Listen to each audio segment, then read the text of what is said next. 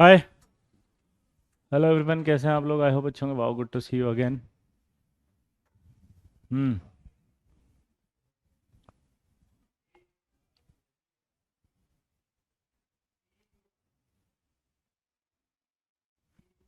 हाँ, viral OP, कैसे हो?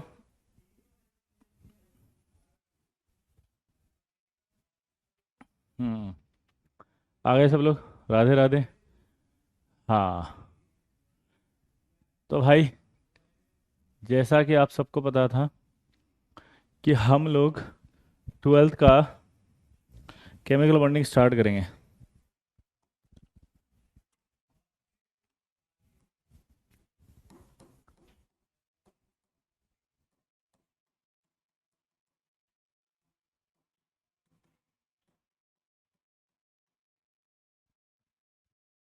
उसका पहला टॉपिक आएगा बेंट रूल। या एक काम करते हैं, बेंट रूल से पहले एक टॉपिक पढ़ेंगे। सबसे पहला सवाल आता है। हाय, हेलो हेलो हेलो हेलो। पक्का? आ गए सब लोग?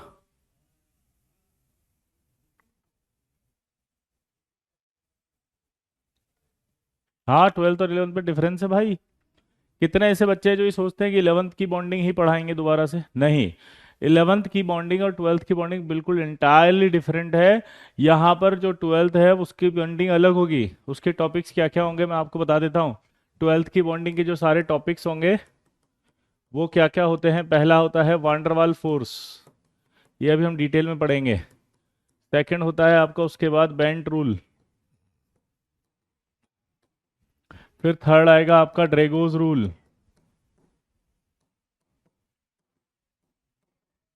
फिर आएगा फोर्थ आपका बैक बॉन्डिंग। फिर आएगा फोर्थ के बाद फिफ्थ आपका ब्रिज बॉन्डिंग। फिर आएगा आपका सिक्स सिलिकेट्स। फिर आएगा आपका सेवंथ और structure of odd electron molecule.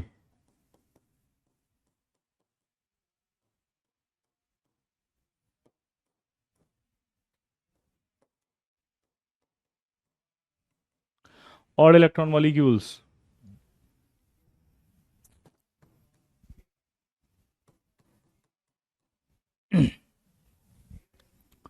पहला आएगा वाटरवाल फोर्स, दूसरा आएगा बैंड्स रूल, तीसरा आएगा ड्रेगोस रूल, चौथा बैक बॉन्डिंग है, पांचवा ब्रिज बॉन्डिंग है, फिर सिलिकेट है, structure of odd electron molecule है। सातवें के बाद जो आठवां आएगा स्ट्रक्चर ऑफ ऑड इलेक्ट्रॉन के बाद मॉलिक्यूल डू नॉट एग्जिस्ट।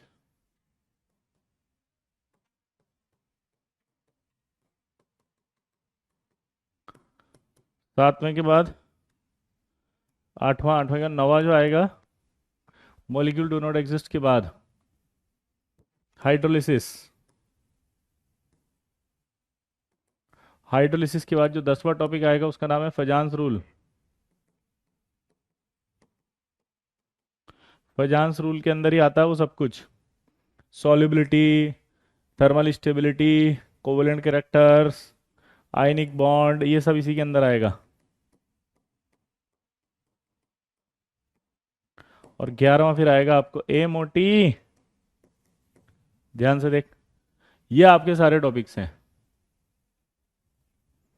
और ये सारे टॉपिक इंडिपेंडेंट टॉपिक हैं। जैसे वांडरवाल फोर्स अगर आपने पढ़ा, ध्यान से सुनना, क्योंकि आप केमिकल बॉन्डिंग जो होगी ना उसको बहुत परेशान होकर के सोचते हो। ठीक है? क्या बोला, जल्दी बताओ।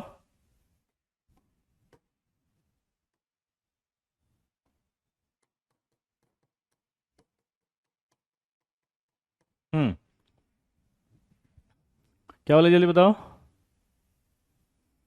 इलेवेंथ वाली नहीं, अब ट्वेल्थ वाली पढ़ेंगे मोटी। ठीक है? तो मैं आपको जो कहना चाह रहा हूँ ध्यान से सुनिएगा। जितने भी ऐसे बच्चे हैं जिनका मान लीजिए वांडरवाल फोर्स आपका बैकलॉग हो गया, तो आप ये ना सोचिए कि मैं पहले इसको करूँ फिर बेंट रूल पे आऊँ। तो वांडरवाल का बेंट रूल से कोई लेना देना नहीं है। They all are independent topic. Bent rule complete हो गया, ड्रेगो रूल। ठीक है, ये दोनों एक ही हैं, पर back bonding independent, entirely independent है। Bridge bonding entirely independent topic है। सिलिकेट इंटायरली इंडिपेंडेंट है, structure of order electron entirely independent है, molecule do not exist entirely independent है, हाइड्रोलिसिस इंटायरली इंडिपेंडेंट है, फजांस रूल इंटायरली इंडिपेंडेंट है, ए मोटी entirely independent है। तो अगर आपका कोई भी टॉपिक छूट जाता है तो आपको क्लास में एंट्री लेनी है। आपको ये नहीं सोचना कि बैकलॉग है तो मुझे समझ में नहीं आएगा। आप इन हेडिंग्स को याद रखें, ठीक है? समझ गई बात को? हाँ या ना लल्ला? जल्दी से बता दे, मचा दे हल्ला, जल्दी बोलो। तुम्हें समझ में आया कि नहीं जो मैंने बोला? फटाफट से बताओ। क्लियर हो गया भाई? क्लियर? 11th वाली जो बॉन्डिंग है, वो 11th वाली बॉन्डिंग आप कहाँ से करें? तो उसके लिए हमने 11th और 12th का एक बैच चला रखा है। आप 11th और 12th का जो बैच चला रखा है उसमें आप इंटायर कर सकते हो। क्या बोले जल्दी बताओ? 11th और 12th का जो बैच चला रखा है उसके अंदर से कर सकते हो। एक और तरीका है,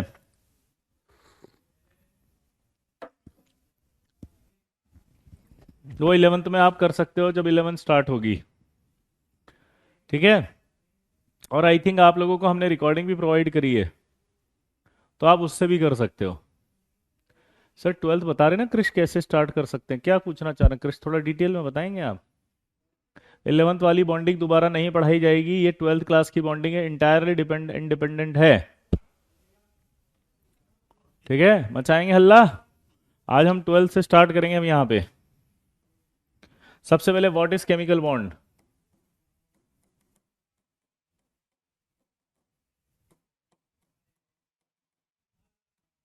क्वेश्चन पूछेगा व्हाट इज केमिकल बॉन्डिंग, तो क्या होगा आंसर बताओ? कि अट्रैक्शन बिटवीन टू और more than two, attraction between two or more than two molecules, attraction between two or more than two atoms,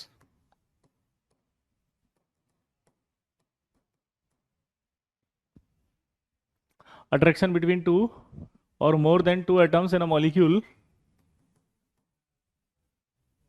is called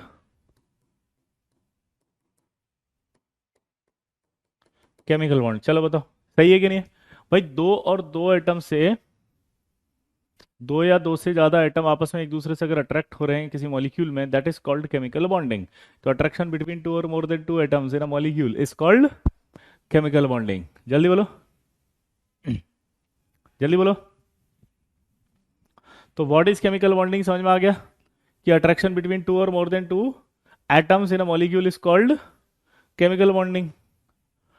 ठीक, सवाल केमिकल बॉन्डिंग क्यों होती है? तो आंसर आएगा टू गेन स्टेबिलिटी। अगला क्वेश्चन आएगा कि हाउ टू गेन स्टेबिलिटी।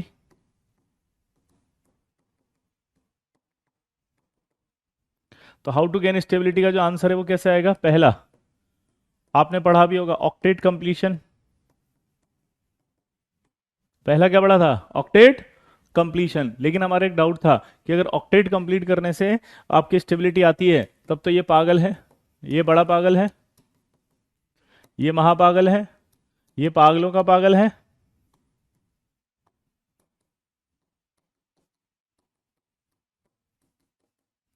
और ये सबसे बड़ा पागल है। अगर ऑक्टेट कंप्लीट करने से स्टेबिलिटी आती है तो ये पागल है, ये बड़ा पागल है, ये बोलो महापागल है, ये पागलों का पागल है, और ये सबसे बड़ा पागल है। तो यानी ऑक्टेट कंप्लीट करने से स्टेबिलिटी नहीं आती, क्योंकि ऑक्टेट कंप्लीट तो इनका पहले से ही था। दे ऑल आर बोलो फुल्ली फिल्ड, हाँ या ना? फुल्ली फिल्ड कॉन्फ़िगरेशन रखती हैं, फुल्ली फिल्ड इनका आउटर शेल होता है, 8 इलेक्ट्रॉन सबके पास होते हैं। तो अगर ऑक्टेट कंप्लीट करने से आती तो फिर ये सबसे ज्यादा स्टेबल होते। इसका मतलब ऑक्टेट कंप्लीट करने से स्टेबिलिटी नहीं आती। स्टेबिलिटी का क्राइटेरिया कुछ और भी है। तो अब स्टेबिलिटी का क्राइटेरिया और क्या है, तो उसका रीजन समझा। हमेशा एक रूल होता है, वो रूल ये होता है कि जब भी कोई सिस्टम एनर्जी को रिलीज करता है, तो एनर्जी को रिलीज करने पर उसकी स्टेबिलिटी बढ़ती है। दोबारा बोलो, जब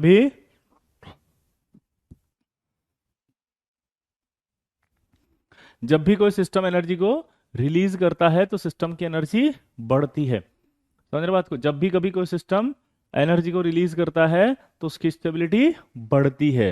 दोबारा बोलो, ठीक है, जब भी कोई सिस्टम एनर्जी रिलीज करेगा तो यानी कि एनर्जी अगर रिलीज हो रही है कहीं पे तो इसका मतलब कन्फर्म है कि स्टेबिलिटी आएगी। अब कैसे? तो हमने पूछा थर्मोडायनेमिक्स से कि बताओ बॉन्ड बनते समय कैसे एनर्जी रिलीज होती है, तो उसने बताया कि जब भी दो एटम एक दूसरे के पास आते हैं तो पास आने पर ये दोनों इलेक्ट्रॉन एक दूसरे को रिपल करते हैं, ये दोनों भी एक दूसरे को रिपल कर रहे हैं। अरे लल्ला मचा दे हल्ला, बोल दे भाई हाँ या ना। क्या हुआ? ये भी आपके एक दूसरे को रिपल करेंगे, ये दोनों इलेक्ट्रॉन भी एक दूसरे को रिपल करेंगे। और ये लेकिन क्या करेगा, न्यूक्लियस इसको अट्रैक्ट, ये न्यूक्लियस भी क्या करेगा, इसको अट्रैक्ट। हाँ तो बोल दे भाई। तो यहां पर ये न्यूक्लियस इसको अट्रैक्ट कर रहा होगा, ये इसको अट्रैक्ट कर रहा होगा, ठीक है। लेकिन जब दोनों पास आ रहे होते हैं तो इसका मतलब क्या होगा, इस रिपल्शन से अट्रैक्शन ज्यादा बड़ा है। क्या मतलब निकला? इस रिपल्शन से अट्रैक्शन ज्यादा बड़ा है। तो इस रिपल्शन से अगर अट्रैक्शन ज्यादा बड़ा होगा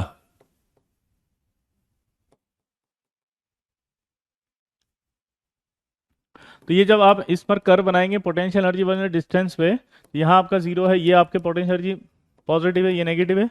तो ये जो इस पॉइंट पर होगा, इस पॉइंट पर ध्यान सुनना, जब दो एटम एक दूसरे के पास आ रहे हैं तो पास क्या होगा, अट्रैक्शन ज्यादा होगा रिपल्शन से, तभी तो आ रहे हैं। दोबारा बोलो, ये जो अट्रैक्शन ज्यादा होगा तभी तो ये पास आ रहे हैं। तो ये अट्रैक्शन ज्यादा है, ज्यादा है, ज्यादा है, पास आ रहे हैं, पास आ रहे हैं, पास आ रहे हैं, पास आ रहे हैं, पास आ रहे हैं, पास आ रहे हैं, पास आ रहे हैं। एक ऐसा पॉइंट आएगा जब ये अट्रैक्शन और रिपल्शन दोनों बराबर हो जाएंगे। दोबारा बोलो, एक ऐसा पॉइंट आएगा जहां अट्रैक्शन और रिपल्शन बराबर हो जाएंगे।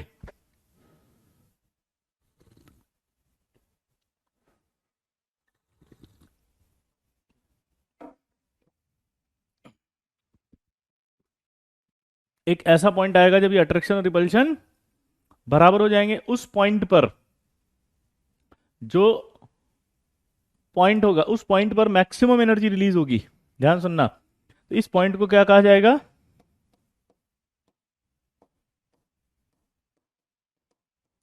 Bond formation point. यहां से यहां तक जो एनर्जी बाहर आ रही है उसे क्या कहा जाएगा, बॉन्ड एनर्जी। और ये यहां से यहां तक की जो डिस्टेंस है मेजर कर रहे हैं अपन, उसको क्या कहा जाएगा, बॉन्ड लेंथ। यहां से यहां तक की जो डिस्टेंस है उसे क्या कहा जाएगा, बॉन्ड लेंथ। मेरा एक पॉइंट को वापस समझो। थर्मोडायनेमिक्स से हमने पूछा कि भाई स्टेबिलिटी कैसे आती है, तो उसका रीजन उसने बताया कि जब भी जो भी कोई सिस्टम एनर्जी को रिलीज करेगा तो वो ज्यादा स्टेबल होगा। आपको पता होना चाहिए कि जो रिलीज एनर्जी होती है उसका साइन नेगेटिव होता है। क्या बोला, जल्दी बताओ। दो तरह की एनर्जी होती है, एक होती है एब्जॉर्ब्ड एनर्जी। एब्जॉर्ब्ड एनर्जी का जो साइन है वो कैसा होता है, हमेशा पॉजिटिव। और एक होती है आपकी रिलीज्ड एनर्जी, उसका साइन क्या होता है, नेगेटिव।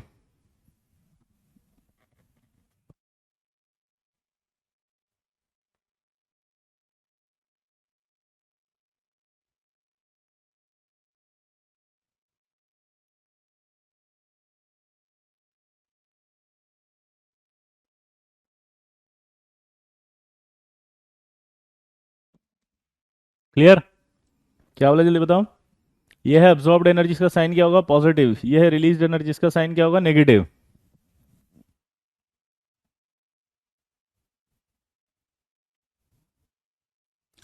ठीक है, अब मेरा एक सवाल समझना, जब दोनों एक दूसरे के पास आएंगे तो पास आने पर जो एनर्जी रिलीज होगी, वो जो एनर्जी रिलीज होगी वो क्या है, ठीक है, एक्सोथर्मिक रिएक्शन। तो जब भी बॉन्ड फॉर्मेशन होगा एनर्जी रिलीज होगी, साइन नेगेटिव होगा, और प्रोसेस कैसा होगा, एक्सोथर्मिक। मेरा एक सवाल है, कोई भी ज्यादा स्टेबल होना चाहेगा या मैक्सिमम स्टेबिलिटी की तरफ जाना चाहेगा, मैक्सिमम। तो यहां पर अगर हम बात करें कि यहां पर इस पॉइंट पर अगर हम बात करें तो एक मान लो इस पॉइंट पर भी एनर्जी रिलीज हो रही थी, इस पॉइंट पर भी एनर्जी रिलीज हो रही थी। इन तीनों पॉइंट में से आप मुझे देखकर बताओ किस पॉइंट पर जाकर के एनर्जी रिलीज मैक्सिमम हो रही है और बॉन्ड किस फॉर्म पर बनना पसंद करेगा। दोबारा बताओ, बॉन्ड किस पॉइंट पर बनना पसंद करेगा।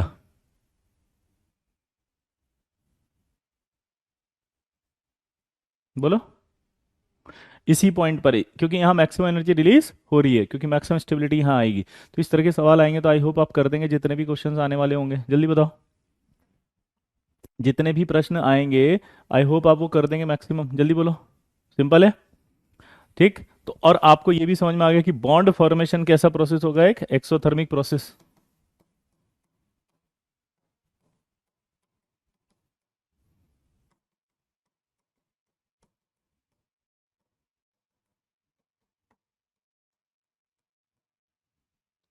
Bond formation is exothermic process.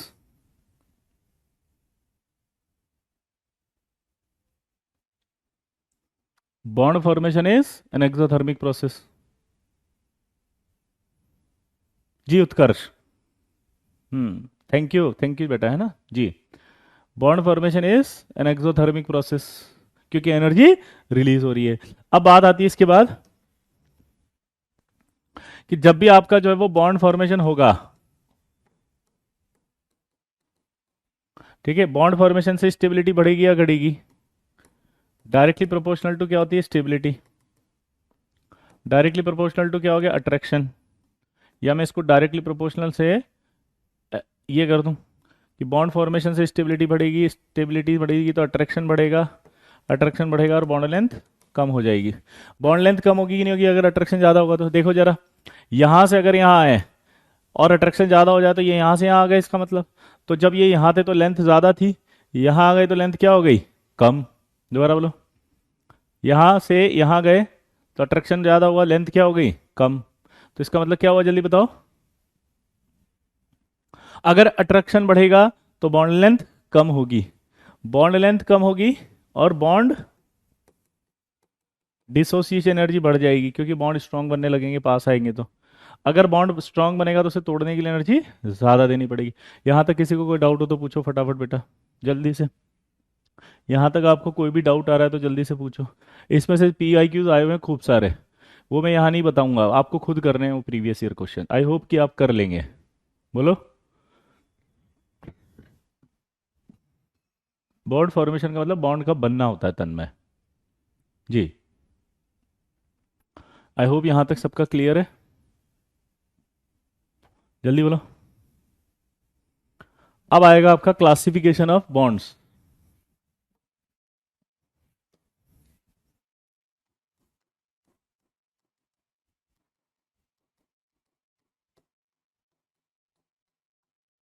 Classification of bond में दो तरह के बॉन्ड्स होते हैं।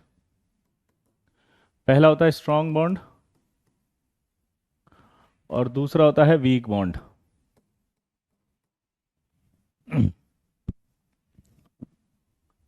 हाँ, बुक खरीद लो राहुल, बिल्कुल आप खरीद सकते हैं। स्ट्रॉन्ग बॉन्ड में कौन कौन से बॉन्ड होते हैं आप में से बता सकते हो? पहला होता है आयनिक बॉन्ड, दूसरा होता है कोवेलेंट बॉन्ड और तीसरा होता है आपका metallic bond.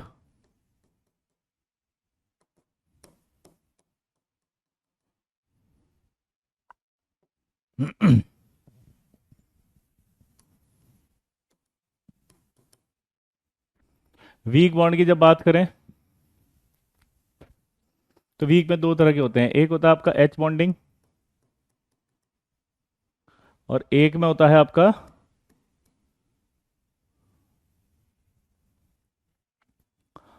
Van der Waal force. H bonding किससे फॉर्म होती है? Formed by FON and triple bond carbon. ठीक है, वांडरवाल जो होती है वो कौन कौन सी होती है? देखो, डाइपोल डाइपोल, ठीक है, उसके बाद होता है दूसरा dipole induced dipole,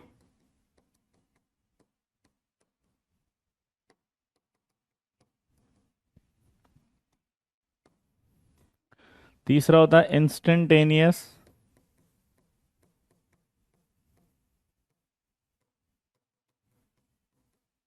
dipole, induced dipole, instantaneous dipole, induced dipole, और फिर होता है आयन डाइपोल और आयन इंड्यूस्ड डाइपोल।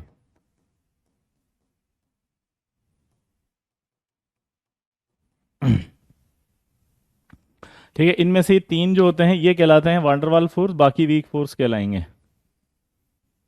इन तीनों को कहते हैं एक्चुअली में वांडरवाल फोर्स, बाकी सारे के सारे ये दोनों वीक फोर्स होते हैं। कोवेलेंट बॉन्ड आपको पता है दो तरह के होते हैं, एक simple covalent bond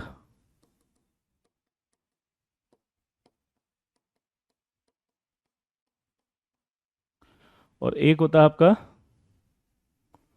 coordinate bond.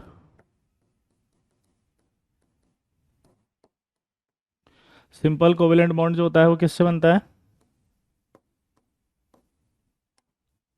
Formed y equal sharing.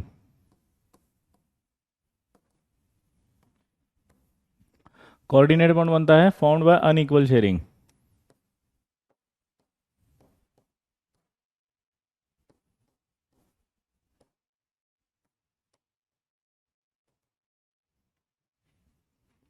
Clear? ये क्लासिफिकेशन होता है। ठीक है। अक्षत बेटा 11th नहीं पढ़ा रहे हैं, हम इस पर आना चाह रहे हैं, यहाँ पर ये टॉपिक पढ़ेंगे हम अभी पहला।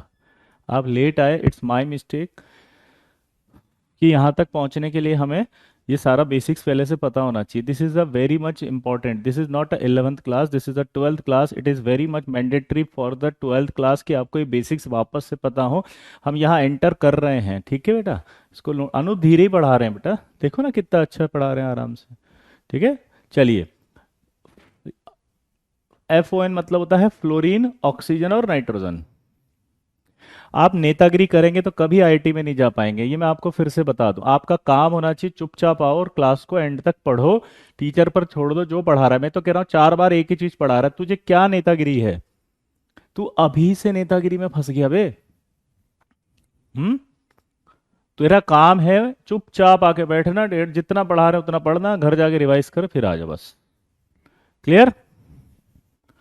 यहां तक हो गया? अब इसमें आपको याद है एच बॉन्डिंग में एक खास बात बताई थी मैंने, समटाइम्स क्लोरीन।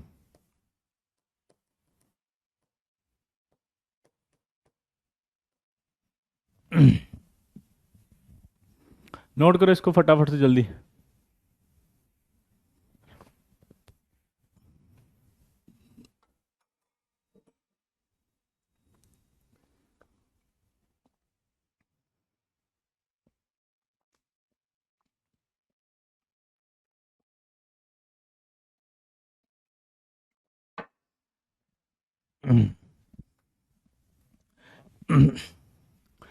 जिन बच्चों को लिखने में प्रॉब्लम है या जिनकी स्पीड कम है, आपको सबको पता है कि PDF मिल जाती है, तो प्लीज़ क्लास को इतना ज़्यादा मत रोकिएगा, है ना?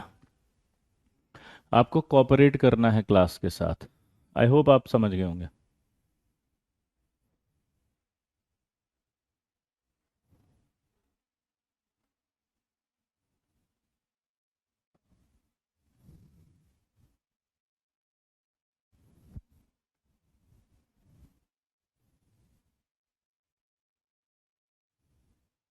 चलिए, अब हम बात करेंगे सबसे पहले किसकी? वांडरवाल फोर्स की।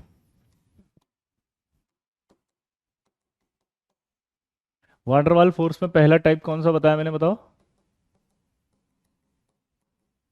Dipole dipole. सबसे पहले डाइपोल डाइपोल क्या होता है? जैसे मान लीजिए HCl है, ये H+ है और ये Cl- है। ये भी आपका H+ है और ये Cl- है। तो ये दोनों आपस में एक दूसरे को अट्रैक्ट करेंगे नहीं करेंगे? ये एक आपको पता है डाइपोल हो गया, ये भी एक डाइपोल हो गया। इन दोनों के बीच का अट्रैक्शन करेंगे तो इसे डाइपोल डाइपोल इंटरेक्शन कहेंगे। अब ये इस तरह से भी अट्रैक्ट हो सकता है,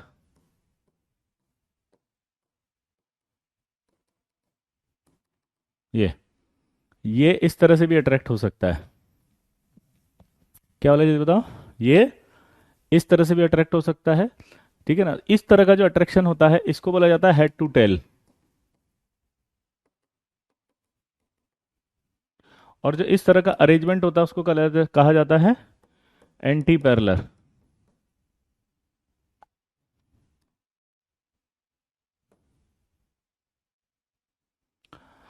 मुझे बताओ ये वाला ज्यादा स्ट्रॉन्ग कहलाएगा कि ये ज्यादा स्ट्रॉन्ग कहलाएगा? जल्दी बताओ। ये ज्यादा स्ट्रॉन्ग कहलाएगा या ये ज्यादा स्ट्रॉन्ग कहलाएगा? जल्दी बताओ, देख के बताओ। कृष खुश कह रहे हैं कि डाइपोल क्या होता है। बेटा आप 11th नहीं पढ़े हो क्या? 11th में एक टॉपिक आता था पूरा का पूरा, और उसका नाम होता था, बोलो,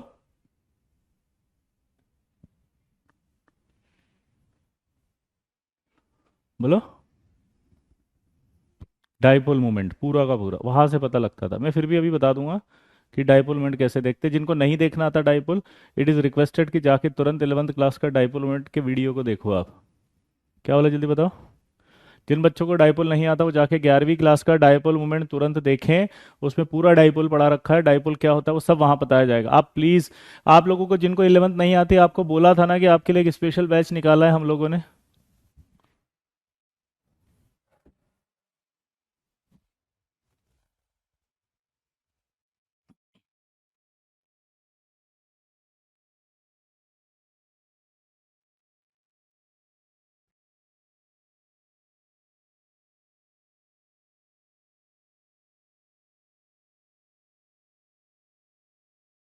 लिख लिया?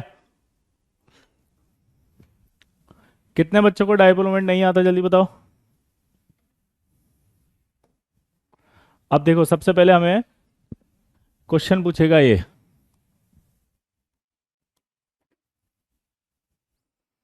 सबसे पहले ही प्रश्न पूछेगा, ध्यान से देखना इधर। और वो प्रश्न क्या होंगे?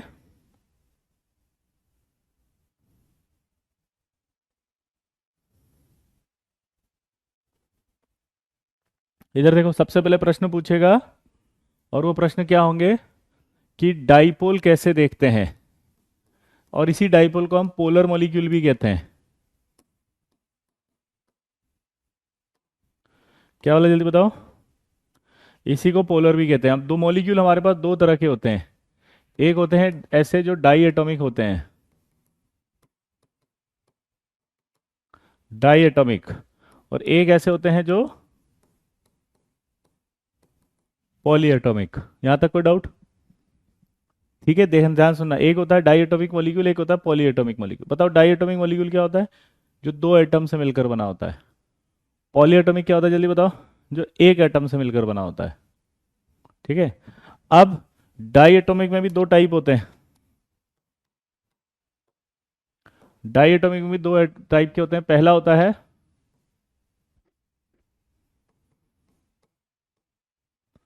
Homo nuclear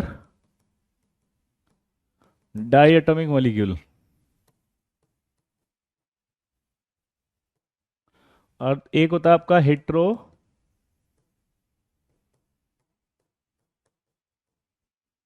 nuclear diatomic molecule. क्या बोला, जल्दी बताओ। एक होता है आपका homonuclear diatomic molecule, और एक होता है आपका heteronuclear diatomic molecule. अब होमो मतलब क्या होता है बताओ? जो सेम टाइप के मॉलिक्यूल से बना हो, जैसे H2Cl2N2O2, this is called homonuclear. तो होमोन्यूक्लियर के अंदर जो होता है, इलेक्ट्रोनेगेटिविटी का जो डिफरेंस है वो हमेशा जीरो होगा, और जीरो होने की वजह से ही हमेशा क्या होंगे? Non polar. नॉन पोलर जो होता है वो डाइपोल नहीं होता। तो यहां देख के बताओ, ये क्या है? Non polar. ये क्या है? Non polar. ये क्या है? Non polar. ये क्या है? Non polar. तो ये डाइपोल नहीं है। ये सारे के सारे डाइपोल नहीं है। यहां तक कोई डाउट किसी को, जल्दी से बताओ फटाफट। ठीक है। ये जो होते हैं हिट्रो, हिट्रो होते हैं अलग टाइप के, जैसे HF, HCl, HBr और HI। तो अगर यहाँ ध्यान से देखिए तो हेट्रो न्यूक्लियर डाइटोमिक मॉलिक्यूल्स जो हैं वो होगा HF होगा, HCl होगा, HBr होगा, HI होगा। तो उस कंडीशन में क्या होगा? ये अलग अलग टाइप के हैं। तो क्या इनमें इलेक्ट्रोनेगेटिविटी का डिफरेंस जीरो आएगा क्या? नहीं, यहां जीरो नहीं आएगा। तो इसका मतलब ये क्या कहलाएंगे? Polar molecule. जितने भी पोलर मॉलिक्यूल हैं वही डाइपोल होता है। और जो पोलर मॉलिक्यूल के बीच में अट्रैक्शन होगा लल्ला, वही आपका क्या कहलाएगा? डाइपोल। डाइपोल अट्रैक्शन बन जाएगा। दोबारा बोलो। क्या बोला मैंने लल्ला? कि जो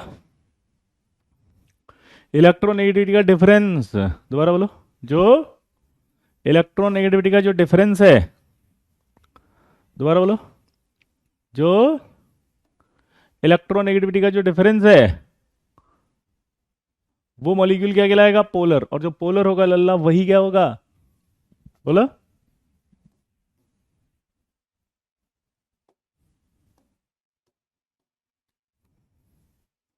अब जो पॉली एटॉमिक मॉलिक्यूल्स होते हैं,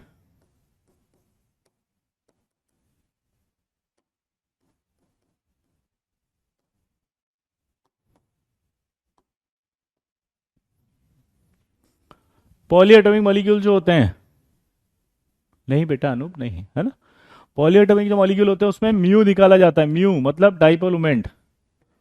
म्यू नेट अगर जीरो हो तो वो नॉन पोलर होते हैं, और म्यू नेट अगर जीरो ना हो तो वो पोलर होते हैं। म्यू नेट जीरो है तो क्या है, non polar. Mu net zero नहीं है तो क्या है, पोलर।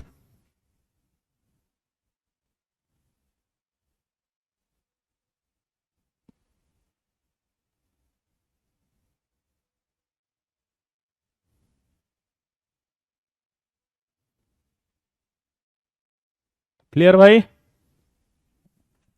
सच बोलो, जल्दी जल्दी बताओ फटाफट से। यहाँ तक क्लियर। अब इसको कैसे निकालते हैं मॉलिक्यूल में, पोलर में, जैसे मान लो आपको बोला उसने CCl4, तो आप जब CCl4 की बात करेंगे तो यहाँ Cl आएगा, यहाँ Cl आएगा, तो यहाँ C से ये इधर जाएगा, ये इधर जाएगा, ये इधर जाएगा, ये इधर जाएगा, तो इनका रिजल्टेंट देखो, इसका और इसका रिजल्टेंट निकालोगे तो यहाँ आएगा, इसका और इसका रिजल्टेंट निकालोगे तो यहाँ आएगा। ये दोनों कैंसिल होंगे कि नहीं होंगे, जल्दी बताओ। तो इसका म्यू जो होगा नेट, वो क्या हो गया, जीरो। तो ये नॉन पोलर हो गया, तो ये नॉन पोलर हो गया, तो ये डाइपोल नहीं है अब, ये नॉन पोलर है तो डाइपोल नहीं है। सर ये वेक्टर क्या है, श्रद्धा आप लोग बिल्कुल पढ़कर नहीं आए बेटा, इसीलिए आपसे रिक्वेस्ट किया था, जिनका 11th बिल्कुल ही बर्बाद है या जिनको नहीं आता वो हमारा वो वाला बैच ज्वाइन करो। ऐसे तो फिर 11th दोबारा पढ़नी पड़ेगी मेरे को श्रद्धा, और जिनको नहीं पता उनको पढ़ाया गया है, रिवाइज करके आए। Shraddha this is not the way कि आप 11th क्लास के सारे डाउट दोबारा 12th में पूछो, क्या ऐसा लग रहा है आपको, है? ये तो गलत है ना श्रद्धा। आप लोगों के लिए क्लियर इसीलिए इस तरह के बैचेस खोले गए थे जहां आप इस तरह के डाउट्स ना पूछें। फिर भी मैं हेल्प कर रहा हूँ आपकी, और अब आप करोगे ये डॉट डॉट डॉट क्या है। मैं तो रिवाइज करा दिया, चलो ठीक है। मैंने पूछा ये वेक्टर क्या है, श्रद्धा आपने डाइपोल मोमेंट पढ़ा होगा बेटा, तो हमने बताया था कि जैसे ये वेक्टर नहीं होता है, ये डाइपोल मोमेंट की एरो होती है। डाइपोल मोमेंट क्या होता है, ध्यान से सुनना, डाइपोल मोमेंट एक वेक्टर क्वांटिटी होती है। आप उस बैच को ज्वाइन करो, मतलब हद कर रखे हैं हम मतलब हल्का सा 1-2 हज़ार रुपए के चक्कर में हम क्या कर रहे हैं, हमारा करियर खराब कर रहे हैं। पूरा टॉपिक आपको पढ़ा रखा था डाइपोल मोमेंट, ठीक है। डाइपोल मोमेंट एक वेक्टर क्वांटिटी होती है जिसमें डायरेक्शन जो होती है लेस इलेक्ट्रोनेगेटिव से मोर इलेक्ट्रोनेगेटिव की तरफ दी जाती है, ऐसे, ठीक है, या पॉजिटिव से नेगेटिव की तरफ दी जाती है। तो यहां जब मैंने CCl4 बनाया था तो मैंने वेक्टर्स बनाए थे ऐसे। अब ये जो CCl4 बनाया था तो श्रद्धा मैंने वेक्टर बनाए थे बेटा, दिस इज वेरी रॉन्ग। क्या आपको ये नहीं याद है, भूल गई आप? देखो बेटा, क्या करें, बोलो। ये यहाँ से C से Cl की तरफ जा रहे तो लेस इलेक्ट्रोनेगेटिव है नहीं है ये लेस इलेक्ट्रोनेगेटिव है, तो ये क्या कर रहा है, यहाँ से यहाँ एक वेक्टर जा रहा है, यहाँ से यहाँ एक वेक्टर ये जा रहा है, यहाँ से यहाँ वेक्टर जा रहा है, और यहाँ से ये वेक्टर जा रहा है।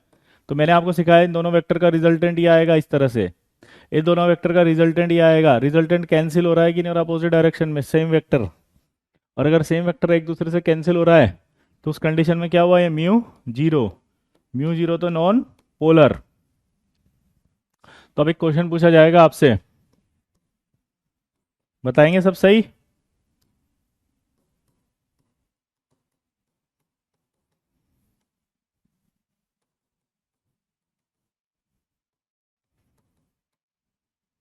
Which of the following molecule, दोबारा बोलो, which of the following molecule, which of the following set of molecule,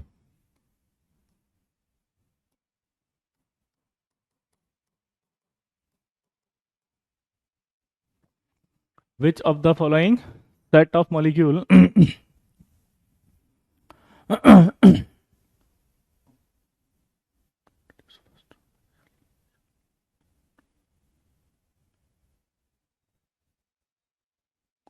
अब यहां पर जो है set of molecule show,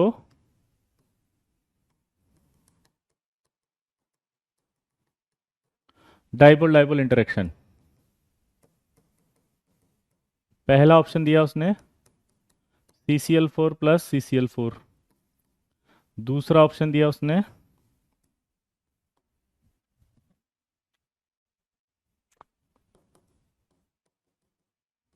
H2O plus H2O। तीसरा उसने दिया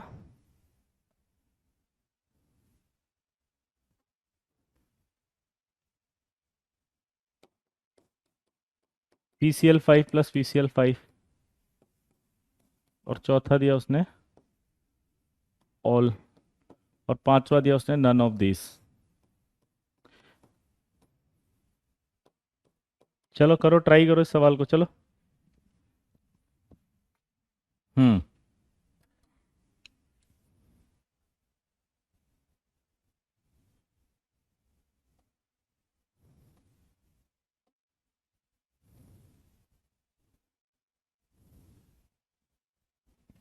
चलो करो फटाफट।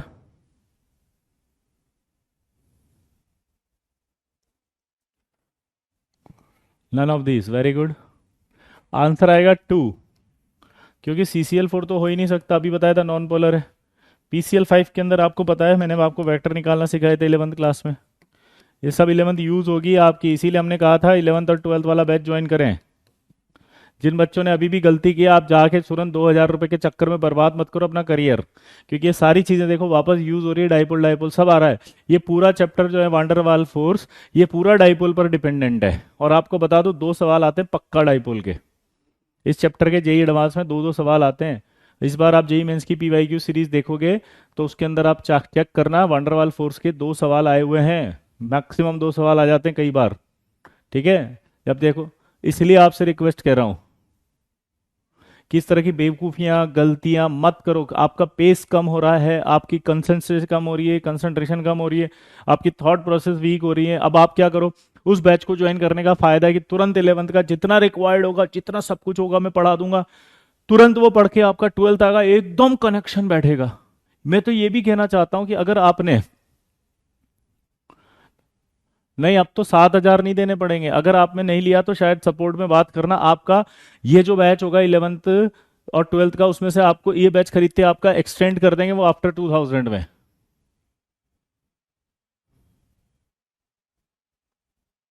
हाँ, वो कर देंगे, बात कर लेना, ठीक है। तो आप देखो बार बार, अब पूरा डाइपोल मोमेंट ये, इसमें तो कुछ भी नहीं है, मेरा काम ही खत्म हो गया। मैंने जब ये पढ़ाया आपको पीछे डाइपोल, मेरा काम खत्म हो गया, तो क्वेश्चन ही क्वेश्चन है अब तो। और ये सारे क्वेश्चन डाइपोल मोमेंट से चलेंगे। बेटा यही तो सिखाया तन्मय, अब आप नेतागिरी कर रहे हो ना, इसीलिए क्योंकि आपको टॉपिक याद नहीं है। अब करते रहो, टॉपिक याद नहीं है। नॉन पोलर पॉली एटॉमिक में लाइक CCl4 में CCl पोलर बॉन्ड के साथ HCl डाइपोल नहीं करेगा जी, नहीं करेगा। बॉन्ड के साथ नहीं होता है ना, मॉलिक्यूल के साथ होता है। पिछले साल भी ये सारी चीजें बताई थी। क्लियर। आर्यन जी कह रहे हैं वाटर में तो 180 में कैंसिल हो जाएगा, अब डाइपोल में आता ही नहीं, अब मैं क्या करूं बताओ। और 12th में आते हैं, और फिर ये ऐसे बच्चे जाके जब देते हैं जेई मेंस और फिर कहते हैं ना मेरे 36 परसेंटाइल आया, तो यही पूछेंगे फिर सबसे पहले कि ड्रॉपर बैच कब आ रहा है, स्टार्टिंग बता दो। और यही कमेंट में सबसे पहले लिखते हैं फिर कि शुरू से बेसिक से पढ़ाना सर प्लीज। आज वो मौका मिल रहा है, 1 साल बचाने का मौका मिल रहा है, तो 2,000 बचा रहे हैं। प्लीज रिक्वेस्ट है आप लोगों से कि आप इस तरह से मत आइए। 12th क्लास में मैंने सारे टॉपिक लिख दिए। इस टॉपिक के अंदर सबसे ज्यादा जरूरत पड़ने वाली, मैं फिर से बता दूं, देखो ये सब आपको याद होना चाहिए। अगर नहीं याद है तो आप वो बैच ज्वाइन कर लो, नहीं तो गड़बड़ हो जाएगी। मैं आपको क्लियर बोल देता हूं, इन टॉपिक में से सबसे पहले इस टॉपिक के अंदर देखो, ये पूरा टॉपिक जो होगा वो डाइपोल मोमेंट आना चाहिए 11th क्लास का। अगर आपको डाइपोल मोमेंट नहीं आता तो कुछ भी नहीं हो रहा तुमसे, ये सवाल भी नहीं होंगे इसके और समझ में भी नहीं आएगा। ठीक है। दूसरा, इसमें इसमें पूरा का पूरा हाइब्रिडाइजेशन आना चाहिए अच्छे से। ये हाइब्रिडेशन का एक्सटेंडेड फॉर्म है। हाइब्रिडेशन जहां खत्म होता है ना, उसके बाद शुरू होता है। वो नहीं कहते जहां से तुम्हारी लाइंस खत्म होती है, बैंडसुल कहता है, वहां से हमारी लाइन शुरू होती है। तो हाइब्रिडेशन जहां हमने 11th में एंड किया था, उसके आगे का पार्ट है अब ये हाइब्रिडेशन का। ठीक है, क्लियर दोस्त। उसके बाद बैक बॉन्डिंग, ये दोनों टॉपिक उसी के हैं। बैक बॉन्डिंग पूरा का पूरा साइडवेज यानी ओवरलैपिंग है, ये आपको आना चाहिए अच्छे से। यानी कि जो हमने ओवरलैपिंग पढ़ी थी ना VBT में, साइड वेज है और एक्सीएल है, वो पूरी की पूरी आनी चाहिए। ब्रिज बॉन्डिंग में फिर से हाइब्रिडेशन जाएगा। ये सिलिकेट है, पूरा का पूरा इंडिपेंडेंट टॉपिक है, इसमें आपकी स्ट्रेंथ की बात आएगी। ऑड इलेक्ट्रॉन में फिर से हाइब्रिडेशन का इंक्लूड आ जाएगा। मॉलिक्यूल में फिर से आपकी बहुत सारी नई नई चीजें आएंगी। हाइड्रोलिसिस फिर से वही बॉन्डिंग स्ट्रक्चर सब। पजांस रूल में वही बॉन्डिंग स्ट्रक्चर सब। एमओटी में बॉन्डिंग स्ट्रक्चर सब। और फिर एमओटी कनेक्ट होगा किससे? कोऑर्डिनेशन केमिस्ट्री से। एमओटी कहाँ कनेक्ट होगा? बोलो। ये एमओटी कहाँ कनेक्ट हो जाएगा, जल्दी बताओ।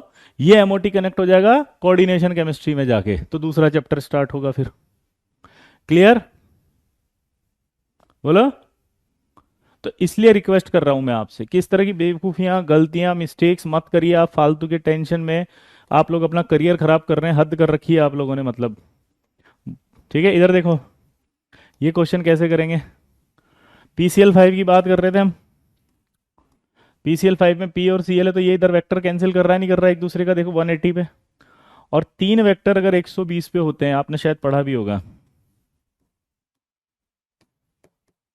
तो तीन वेक्टर अगर 120 पर होते हैं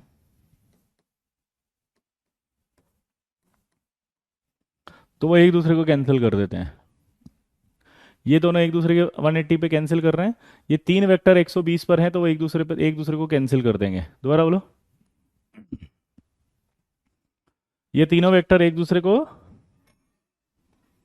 कैंसिल कर रहे हैं 120 पर है तो।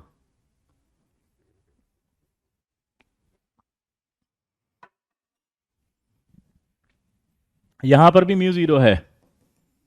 म्यू जीरो है तो ये नॉन पोलर है, और नॉन पोलर है तो नहीं होगा इसके अंदर भी। अब वो एक बच्चा कह रहा था कि वाटर में तो 180 पे, नहीं।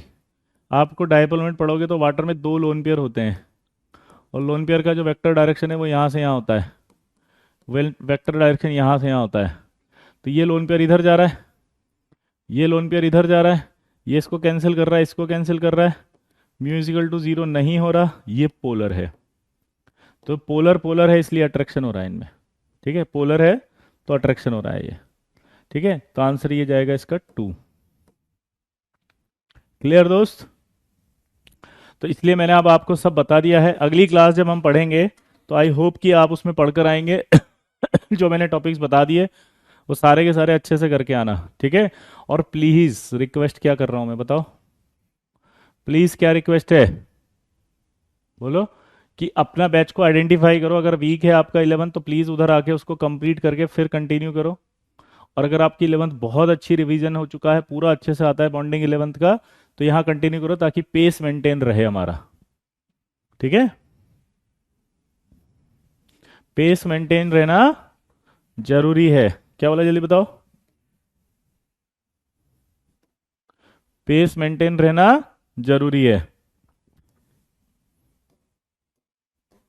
ये देखो, वाटर हमेशा लोन पेयर डायरेक्शन जो होती है वो away from the central atom होती है, और लेस इलेक्ट्रोनेगेटिव से मोर इलेक्ट्रोनेगेटिव।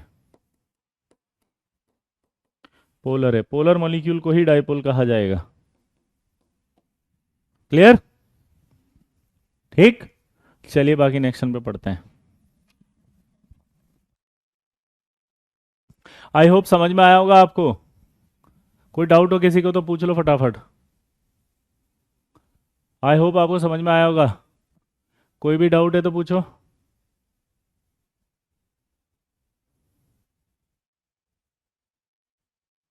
हाँ, अब रेगुलर है, हाँ Jatin, no doubt. I hope समझ में आया, 12th का मजा आया। सब ब्लॉक दोबारा होंगे 12th में, हाँ खुश। डायपोल डायपोल में हमें सिर्फ एक ऐसा एटम चाहिए ना जिस पर डेल्टा चार्ज है। हाँ बेटा बिल्कुल तन्मय, लेकिन वो डाइपोल पे चाहिए, डाई एटॉमिक पे चाहिए। ठीक है, डाई एटॉमिक में चाहिए। ठीक है, चलिए मिलते हैं, बाय।